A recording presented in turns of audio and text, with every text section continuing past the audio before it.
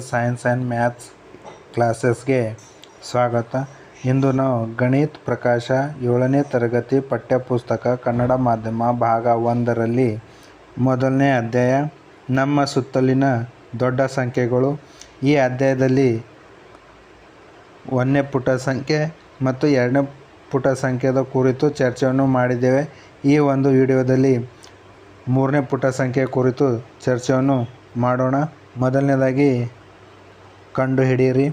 1ನೇ ಮುಖ್ಯ ಪ್ರಶ್ನೆ, 2011ರ ಜನಗಣತಿ ಪ್ರಕಾರ ಚಿಂತಾಮಣಿ ಪಟ್ಟಣದ ಜನಸಂಖ್ಯೆ ಸುಮಾರು 75,000 ಇತ್ತು. 75,000 1 ಲಕ್ಷಕ್ಕೆ ಎಷ್ಟು ಕಡಿಮೆ ಇದೆ? ನಾವು ಪರಿಹಾರದಲ್ಲಿ ಬಿಡಿಸೋಣ. 1 ಲಕ್ಷದಲ್ಲಿ 75,000 ಕಳಿಬೇಕು. ಇಲ್ಲಿ 0ಯಲ್ಲಿ 0 ಕಳೆದು 0, 0ಯಲ್ಲಿ 0 ಕಳೆದು 0, 0ಯಲ್ಲಿ 0 ಕಳೆದು 0, 0ಯಲ್ಲಿ 5 ಕಳೆಯೋಕ್ಕಾಗಲ್ಲ, ಅದರಿಂದ ದಶಕ ತೆಗೆದುಕೊಳ್ಬೇಕು.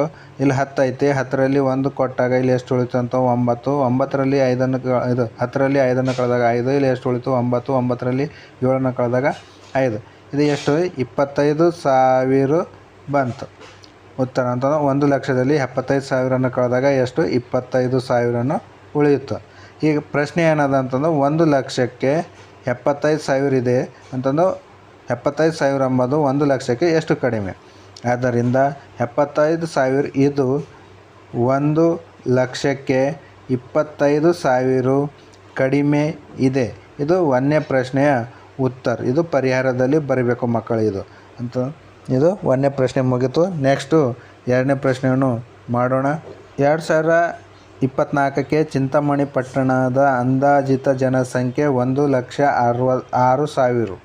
1 ಲಕ್ಷಕ್ಕಿಂತ 1,06,000 ಎಷ್ಟು ಹೆಚ್ಚು ಇದೆ? ಈ ಪ್ರಶ್ನೆ ಕೂಡ ನಾವು 1ನೇ ಪ್ರಶ್ನೆ ಯಾವ ರೀತಿ ಮಾಡಿದರೆ ಅದೇ ರೀತಿ ಕೂಡ ಇದನ್ನು ಮಾಡ್ಬೋದು. 2ನೇ ಪ್ರಶ್ನೆಯ ಉತ್ತರ 1,06,000ದಲ್ಲಿ ಏನು ಮಾಡಬೇಕು? 1 ಲಕ್ಷವನ್ನು ನಾವೇನು ಮಾಡೋಕೆ ಕಳಿಬೇಕು. ಕಳೆದಾಗ ಎಷ್ಟು ಬರ್ತದೆ ಅಂತಂದು 0ಯಲ್ಲಿ 0 ಕಳೆದಾಗ 0, 0ಯಲ್ಲಿ 0 ಕಳೆದಾಗ 0, 0ಯಲ್ಲಿ 0 ಕಳೆದಾಗ 0, 6ರಲ್ಲಿ 0 ಕಳೆದಾಗ 6, 0ಯಲ್ಲಿ 0 ಕಳೆದಾಗ 0, 1ರಲ್ಲಿ 1 ಕಳೆದಾಗ 0. ಆದ್ದರಿಂದ 1,06,000 ಇದು 1 ಲಕ್ಷಕ್ಕಿಂತ 6,000 ಹೆಚ್ಚು ಇದೆ ಅಂತ 2ನೇ ಪ್ರಶ್ನೆ ಉತ್ತರವನ್ನು ನೀವು ಬರೀತಾರ ಮಕ್ಕಳೇ. ಆದ್ದರಿಂದ 2ನೇ ಪ್ರಶ್ನೆ ಉತ್ತರವನ್ನು ಮುಗಿತು.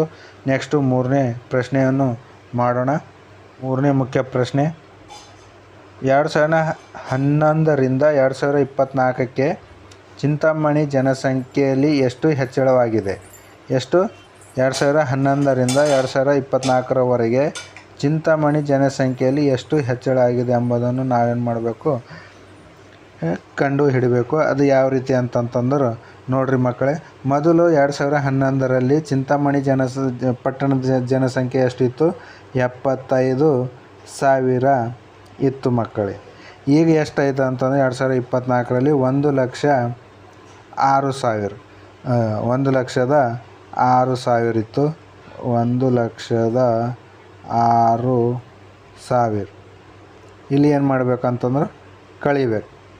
1,06,000ರಲ್ಲಿ 75,000 ನಾವೇನು ಮಾಡಬೇಕು? ಕಳಿಬೇಕು. ಕಳೆದಾಗ ನೋಡಿರಿ ಎಷ್ಟು ಬರ್ತಂಬ. 0ಯಲ್ಲಿ 0 ಕಳೆದು 0, ಇದರಲ್ಲೂ ಕಳೆದ್ರೆ 0, 0ಯಲ್ಲಿ 0 ಕಳೆದು 0, 6ರಲ್ಲಿ 5 ಕಳೆದಾಗ 1, ಇಲ್ಲಿ 0ಯಲ್ಲಿ 7 ಕಳೆಯೋಕ್ಕಾಗಲ್ಲ, ಈ ಕಡೆ ದಶಕವನ್ನು ತೆಗೆದುಕೊಂಡ 10 ಆಗುತ್ತದೆ. 10ರಲ್ಲಿ 7 ಕಳೆದಾಗ 3. ಆದ್ದರಿಂದ 2011ರಿಂದ 2024ಕ್ಕೆ ಚಿಂತಾಮಣಿ ಜನಸಂಖ್ಯೆಯಲ್ಲಿ ಎಷ್ಟು ಹೆಚ್ಚಳ ಆಗಿದೆ ಅಂತಂದ್ರೆ 31,000 ಜನಗಳ ಏನಾಗಿದೆ ಹೆಚ್ಚಳ ಆಗಿದೆ ಅಂತ ನಾವು ಏನು ಮಾಡ್ಬೋದು? ಉತ್ತರದಲ್ಲಿ ಬರೀಬೋದು. ದೊಡ್ಡ ಸಂಖ್ಯೆಗಳ ಒಂದು ಅನುಭವ ಪಡೆಯುವುದು. ನೀವು ಕೆಲವು ಆಸಕ್ತಿದಾಯಕ ಅಂಶಗಳ ಬಗ್ಗೆ ಕೇಳಿರಬಹುದು. ಅದರಲ್ಲಿ 2 ನಿಮಗೆ ಅಂಶವನ್ನು ಕೊಟ್ಟಿದ್ದ. ಯಾವುದು ಅಂತಂದ್ರೆ ನೋಡಿರಿ, ಪ್ರಪಂಚದಲ್ಲಿನ ಅತಿ ಎತ್ತರದ ಪ್ರತಿಮೆ ಏಕತಾ ಪ್ರತಿಮೆ. ಅದು ಎಲ್ಲದಂತೂ ಗುಜರಾತಿನಲ್ಲಿದೆ. ಯಾವುದದ ಅಂತಂದ್ರೆ ಅದು ಸರ್ದಾರ್ ವಲ್ಲಭಭಾಯಿ ಪಟೇಲ್ ಅವರದಾಗಿದೆ. ಅದರ ಎತ್ತರ ಎಷ್ಟು? 180 ಮೀಟರ್. ಇನ್ನೊಂದು ಏನದಂದ್ರೆ ಕರ್ನಾಟಕದಲ್ಲಿನ ಕುಂಚಿಕಲ್ ಜಲಪಾತದಿಂದ ನೀರು ಸುಮಾರು 450 ಮೀಟರ್ ಎತ್ತರದಿಂದ ಬೀಳುತ್ತದೆ ಅಂತ ನಿಮಗೂ ಇಲ್ಲೊಂದು ಜಲಪಾತ ಕೊಟ್ಟಿಂದ, ಮತ್ತೊಂದು ಇದೊಂದು ಕಟ್ಟಡ ಕೊಟ್ಟಿಂದ. ಇದನ್ನು ನಾವು ನೋಡಿದ ನಂತರ ನಾವೇನು ಮಾಡ್ಬೋದು, ಒಂದು ಉದಾಹರಣೆಯನ್ನು ಕೊಟ್ಟಿಂದ ಏನದಂತ ಬಲಭಾಗದಲ್ಲಿ ನೀಡಿರುವ ಚಿತ್ರವನ್ನು ವೀಕ್ಷಿಸಿ. ಇವು 2 ಚಿತ್ರಗಳನ್ನು ಏನು ಮಾಡಬೇಕು, ವೀಕ್ಷಣೆ ಮಾಡಬೇಕು. ಇದರಲ್ಲಿ ಏನದಂತ ನೋಡೋಣ. ಸೋಮು 1 ಮೀಟರ್ ಎತ್ತರವಿದ್ದಾನೆ. ಸೋಮು ಎತ್ತರ ಎಷ್ಟು? 1 ಮೀಟರ್. ಪ್ರತಿ ಮಹಡಿಯು ಅವನ ಎತ್ತರದ 4ರಷ್ಟಿದ್ದರೆ ಆ ಕಟ್ಟಡದ ಅಂದಾಜು ಎತ್ತರ ಎಷ್ಟು ಎಂಬುದನ್ನು ಕಂಡುಹಿಡಬೇಕು. ಈಗ ಸೋಮು ಎಲ್ಲಿ ಹಣ ಅಂತಂದ್ರೆ ನೋಡ್ರಿ ಮಕ್ಕಳೇ, ಇಲ್ಲಿ ಹಣ ನೋಡ್ರಿ ಸೋಮು. ನಿಮಗೆ ತೋರಿಸ್ತೀನಿ ನೋಡ್ರಿ ಸೋಮು ಎಲ್ಲಿ ಹಣ ಅಂತ. ಈ ಕರ್ ಹಾಯ್ ನಾನು ಸೋಮು ಅಂತ ಇಲ್ಲಿ ನಿಮಗೆ ಏನು ಮಾಡಿಂದ ತೋರಿಸಿಂದ. ಇವನು ಎತ್ತರ ಎಷ್ಟು ಅದ ರೀ? ಸೋಮು ಒಂದು 1 ಮೀಟರ್ ಅದ ಅಂತ. ಇವನು ಎತ್ತರಕ್ಕಿಂತ 4 ಪಟ್ಟು ಎತ್ತರ ಇದು ಮಹಡಿದದ ರೀ. ಇದು ಒಂದು ಮಹಡಿ, ಇದು ಒಂದು ಮಹಡಿ. ಇಲ್ಲಿಂದ ಇಲ್ಲಿವರೆಗೆ ಎಷ್ಟು? 4 ಮೀಟ್ರ್ ಹೆಚ್ಚಿಗದ ಅಂತಂದ್ರೆ 1 4 ಎಷ್ಟು? 4. ಅದನ್ನು ಇಲ್ಲಿ ಮತ್ತು ಮುಂದೆ ಏನು ಕೊಟ್ಟಿಂದ ನೋಡೋಣ ಅಂತಂದ್ರೆ ಏನು, ಆ ಕಟ್ಟಡದ ಅಂದ್ರೆ ಈ ಕಟ್ಟಡದ ಅಂದಾಜು ಎತ್ತರ ಎಷ್ಟು ಅಂತ ಕೊಟ್ಟಿಂದ ನಾವೇನು ಮಾಡಬೇಕಾಗುತ್ತಂದ್ರೆ ಈ ಕಟ್ಟಡದಲ್ಲಿ ಎಷ್ಟು ಮಹಡಿಗಳವ ಅದನ್ನು ನೋಡಬೇಕು. ಇದು ನೆಲ ಮಹಡಿ 1 2 3 4 5 6 7 8 9 10. ಒಟ್ಟು ಎಷ್ಟು ಮಹಡಿಗಳವ ರೀ? 4 ಇದು 10 ಮಹಡಿಗಳವ. ಇದನ್ನು ನಾವು ಪರಿಹಾರದಲ್ಲಿ ಬರೆಯೋಣ ಯಾವ ರೀತಿ ಎಂಬುದನ್ನು. ಅಂದಾಜು ಕಟ್ಟಡಗಳ ಅಂದಾಜು ಎತ್ತರವನ್ನು ಕಂಡುಹಿಡೋಣ. ಮೊದಲನೇದಾಗಿ ನಾವೇನು ಬರಬೇಕಂತಂದ್ರೆ ಪರಿಹಾರದಲ್ಲಿ ಸೋಮುವಿನ ಎತ್ತರ ಎಷ್ಟದ ರೀ? 1 ಮೀಟರ್ ಸೋಮಿನ ಎತ್ತರ ಅದ. ಮಹಡಿಯ ಎತ್ತರ ಎಷ್ಟದ ಅಂತಂದ್ರೆ ಅವನ ಎತ್ತರಕ್ಕಿಂತ 4 ಮೀಟ್ರ್ ಹೆಚ್ಚು. ಅವನ ಎತ್ತರ ಎಷ್ಟದ? 1 ಮೀಟ್ರ್. ಅವನಕ್ಕಿಂತ 4 ಮೀಟ್ರ್ ಏನದ? ಹೆಚ್ಚದ. ಆದ್ದರಿಂದ ಒಂದು ಮಹಡಿಯ ಎತ್ತರ ಎಷ್ಟು ಅಂತಂದ್ರೆ 1 ಮೀಟರ್ ಗುಣಿಲೆ 4 ಮೀಟರ್. 1 ಮೀಟ್ರ್ ಅವನ ಎತ್ತರ ಆಯಿತು. 4 ಅಂತಂದ್ರೆ ಅವನಕ್ಕಿಂತ 4 ಹೆಚ್ಚಾದ್ರೆ 4. ಅದನ್ನು 1 4 ಎಷ್ಟು?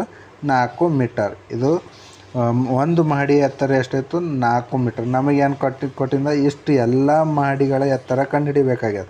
ನಮಗೆ ಒಂದು ಮಹಡಿಯನ್ನು ಕೊಟ್ಟಿಂದ, ಅದರಿಂದ ಎಲ್ಲ ಮಹಡಿಗಳ ಎತ್ತರವನ್ನು ಕಂಡುಹಿಡಬೇಕು. ಆದ್ದರಿಂದ ಕಟ್ಟಡದ ಅಂದಾಜು ಎತ್ತರ ಸಮನಾಗಿದೆ ಮಹಡಿಗಳ ಸಂಖ್ಯೆ. ಮಹಡಿಗಳ ಸಂಖ್ಯೆ ಅಂದರೆ ಇದರ ಮಹಡಿಗಳು ಎಷ್ಟವ ಎಣಿಸ್ಬೇಕು, ಅದನ್ನು ಬರಬೇಕು. ಗುಣಿಲೆ 1 ಮಹಡಿಯ ಎತ್ತರ. ಇಲ್ಲೇನೋ 1 ಮಹಡಿಯ ಎತ್ತರ. ಮಹಡಿಗಳ ಸಂಖ್ಯೆ ಎಷ್ಟು ರೀ ಅಂತಂದ್ರೆ 11 ಮಹಡಿಗಳು ಅವ ರೀ. ನೆಲ ಮಹಡಿ ಹಿಡಿದು ಒಟ್ಟು ಎಷ್ಟು? 11 ಮಹಡಿಗಳು. 11 ಅಂತ ಬರೀಬೇಕು. ಗುಣಿಲೆ ಇಲ್ಲಿ ಗುಣಿಲೆ ಅದ, ಇಲ್ಲಿ ಗುಣಿಲೆ ಹಾಕ್ಕೋಬೇಕು. 4 ಮೀಟ್ರ್ ಅಂತಂದ್ರೆ 1 ಮಹಡಿಯ ಎತ್ತರ. 1 ಮಹಡಿ ಎತ್ತರ ಎಷ್ಟದ? 1 ಮಹಡಿ ಎತ್ತರ ಎಷ್ಟದ? 4 ಮೀಟ್ರ್ ಅದಲ್ಲ, ಅದರಿಂದ 4 ಮೀಟ್ರ್. ಈಗ 11 4 ಎಷ್ಟಾಯ್ತು ಅಂತಂದ್ರೆ 44 ಮೀಟರ್. ಅದು ಇದು ಇಷ್ಟು ಕಟ್ಟಡದ ಅಂದಾಜು ಎತ್ತರ ಎಷ್ಟದ ರೀ ಅಂತಂತಂದ್ರೆ 44 ಮೀಟರ್ ಅದ ರೀ. ಇದು ಅಂದಾಜು ಎತ್ತರ ಎಷ್ಟು ಅಂತಂದ್ರೆ 44 ಮೀಟ್ರ್ ಅಂತ ನೀವು ಬರೀತೀರಿ ಮಕ್ಕಳೇ. ನೆಕ್ಸ್ಟ್ ಇದರಲ್ಲಿ ಇನ್ನೊಂದು ಕೆಳಗಡೆ ಪ್ರಶ್ನೆ ಅದ, ಅದನ್ನು ನಾವು ನೋಡೋಣ ಬನ್ನಿ ಮಕ್ಕಳೇ. ಇಲ್ಲಿ ಯಾವುದು ಎತ್ತರ ಏಕತಾ ಪ್ರತಿಮೆ ಅಥವಾ ಈ ಕಟ್ಟಡ ಎಷ್ಟು ಹೆಚ್ಚು ಎತ್ತರವಿದೆ? ಇಲ್ಲಿ ನೋಡ್ರಿ, ಏಕತಾ ಪ್ರತಿಮೆ ಎತ್ತರ ನಮಗೆ ಕೊಟ್ಟಿಂದ ಎಷ್ಟದ ರೀ ಅಂತಂದ್ರೆ ಏಕತಾ ಪ್ರತಿಮೆ ಎತ್ತರ ಎಷ್ಟದ?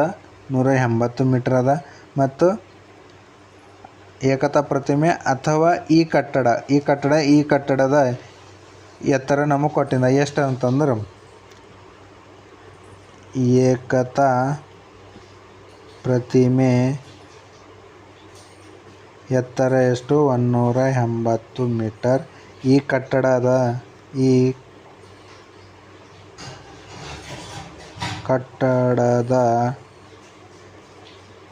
ಎತ್ತರ ಸುಮಾರು ಎಷ್ಟು ಅಂದ್ರೆ 44 ಮೀಟರ್. ಹೀಗೆ ತಾನೇ ನಾವೇನು ಮಾಡಿದೆ? ಕಂಡುಹಿಡಿದೆ. ಇಲ್ಲಿ ಏನದ? ಎಷ್ಟು ಹೆಚ್ಚು ಎತ್ತರವಿದೆ ಅಂತಂದ್ರೆ ಯಾವುದು ಎತ್ತರ ಹೆಚ್ಚಿಗದ ಅಂತ ಯಾವುದು ಅಂತಂದ್ರೆ ನೋಡಿರಿ, ಇವು 180ರಲ್ಲಿ ನಾವೇನು ಮಾಡಬೇಕು? 44 ಮೀಟರನ್ನು ನಾವೇನು ಮಾಡ್ಬೇಕು? ಕಳೆದರು. 0ಯಲ್ಲಿ 4 ಕಳೆಯೋಕ್ಕಾಗಲ್ಲ. ದಶಕವನ್ನು ತೆಗೆದುಕೊಳ್ಬೇಕು. ದಶಕವನ್ನು ತೆಗೆದುಕೊಂಡಾಗ ಇಲ್ಲಿ 8ರಲ್ಲಿ ದಶಕವನ್ನು ತೆಗೆದು 10, 10ರಲ್ಲಿ 4 ಕಳೆದಾಗ 6, ಇಲ್ಲಿ 7 ಉಳಿತು. 7ರಲ್ಲಿ 4 ಕಳೆದಾಗ 3, ಇಲ್ಲಿ 0, ಇಲ್ಲಿ ಎಷ್ಟು? 1 ಅಂತಂದರು. ಎಷ್ಟು ಹೆಚ್ಚಾಗದ ಅಂತಂದ್ರೆ ಏಕತಾ ಪ್ರತಿಮೆ 136 ಮೀಟರ್ ಏನದ? ಹೆಚ್ಚಿಗದ. ಇದು ಒಂದನೇದು ಎತ್ತರ ಅಂತಂದ್ರೆ ಇಲ್ಲಿ ಬರಿಬೋದು. ಎಷ್ಟು ಹೆಚ್ಚಿಗದ ಅಂತಂದ್ರೆ 136 ಅಂತ ಬರಿಬೋದು. ಅದೇ ರೀತಿ ನೆಕ್ಸ್ಟ್ ಇನ್ನೊಂದು ಏನದ ಅಂತಂದಾಗ ಏಕತಾ ಪ್ರತಿಮೆಯು ಸೋಮಿನ ಕಟ್ಟಡದ ಎತ್ತರಕ್ಕೆ ಸಮೀಪವಾಗಿ 4 ಪಟ್ಟು ಹೆಚ್ಚು ಎತ್ತರವಿದೆ. ಏಕತಾ ಪ್ರತಿಮೆ ಎಂಬುದು ಸೋಮುವಿನ ಕಟ್ಟಡ. ಇದೇನು ಸೋಮಿನ ಕಟ್ಟಡದಲ್ಲ, ಆ ಕಟ್ಟಡದ ಸಮೀಪಕ್ಕೆ 4 ಪಟ್ಟು ಹೆಚ್ಚು ಅಂತಂದ್ರೆ ಇದು ಸೋಮಂದು ಎಷ್ಟದ, ಒಂದು ಪಟ್ಟು ಎಷ್ಟು 44 ಮೀಟರ್. ಇದ್ರ 4 ಪಟ್ಟು ಅಂತಂದ್ರೆ ಎಷ್ಟು ಆಯ್ತದ, 4ರಿಂದ ಗುಣಾಕಾರ ಮಾಡಿದಾಗ 4 4 16, 16 6 10 1, 4 4 16 1 17 ಅಂತಂದ್ರೆ 176 ಮೀಟರ್ ಅಂತಂದ್ರೆ ಇದು ಎಷ್ಟು ಅಂತಂದ್ರೆ ಈಗ 176 ಮೀಟರ್ ಆಗುತ್ತದೆ. ಆ ಏಕತಾ ಪ್ರತಿಮೆ ಎಷ್ಟದ ಅಂತಂದ್ರೆ 180 ಮೀಟರ್ ಅದ. 4 ಪಟ್ಟು ಹೆಚ್ಚಿಗೆ ಸೋಮಿನ ಕಟ್ಟಡ ಹೆಚ್ಚಿದಾಗ ಇಷ್ಟಾಗುತ್ತದೆ ಮಕ್ಕಳು. ಇದು ಎರಡನೇ ಈ ಪ್ರಶ್ನೆಯ ಉತ್ತರ. ಸೋಮುವಿನ ಕಟ್ಟಡಕ್ಕಿಂತ ಕಂಚಿಕಲ್ ಜಲಪಾತ ಎಷ್ಟು ಎತ್ತರವಾಗಿದೆ? ಈ ಕಂಚಿಕಲ್ ಜಲಪಾತ ಎತ್ತರ ನಮಗೆ ಇಲ್ಲಿ ಕೊಟ್ಟಿಂದ ನೋಡ್ರಿ ಮಕ್ಕಳೇ. ಇದು ಎಷ್ಟದ ಅಂತಂದ್ರೆ ಇದು 450 ಮೀಟರ್. 450 ಮೀಟರ್ ಎಂಬುದು ಈ ಜಲಪಾತದ ಎತ್ತರದ. ಮತ್ತು ಇದು ಎಷ್ಟು ಅಂತ 450 ಮೀಟರ್. ನೆಕ್ಸ್ಟ್ ಇವನ ಎತ್ತರಕ್ಕಿಂತ ಎಷ್ಟು ಹೆಚ್ಚಿಗದಂತ ಸೋಮಿನ ಕಟ್ಟಡ ಎತ್ತರ ಎಷ್ಟದ ರೀ? 44 ಮೀಟರ್ ಅದ. ಇದನ್ನು ನಾವು ಕಳೆದಾಗ ಮೀಟರ್ ಅಂತ ಬರಬೇಕು. 0ಯಲ್ಲಿ 4 ಕಳೆಯೋಕ್ಕಾಗಲ್ಲ, ದಶಕವನ್ನು ತೆಗೆದುಕೊಳ್ಬೇಕು. ಇಲ್ಲಿ ಎಷ್ಟು 10 ಆಗುತ್ತೆ. 10ರಲ್ಲಿ 4 ಕಳೆದಾಗ 6, ಇಲ್ಲಿ 4 ಉಳಿತದೆ. 4ರಲ್ಲಿ 4 ಕಳೆದಾಗ 0, ಇದು 4.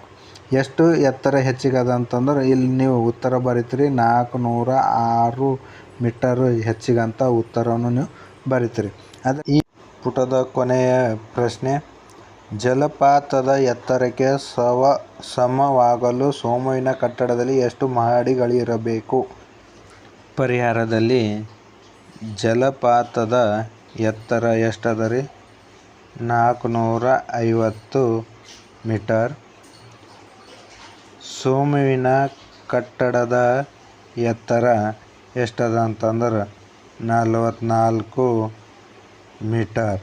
ನಾವೇನು ಮಾಡಬೇಕು, 44ರಿಂದ 450ಕ್ಕೆ ಏನು ಮಾಡಬೇಕು, ಭಾಗಾಕಾರ ಮಾಡಬೇಕಾಗುತ್ತದೆ. ಅದು ಯಾವ ರೀತಿ ಎಂಬುದನ್ನು ಇಲ್ಲಿ ಮಾಡಿ ತೋರಿಸಿನಿ.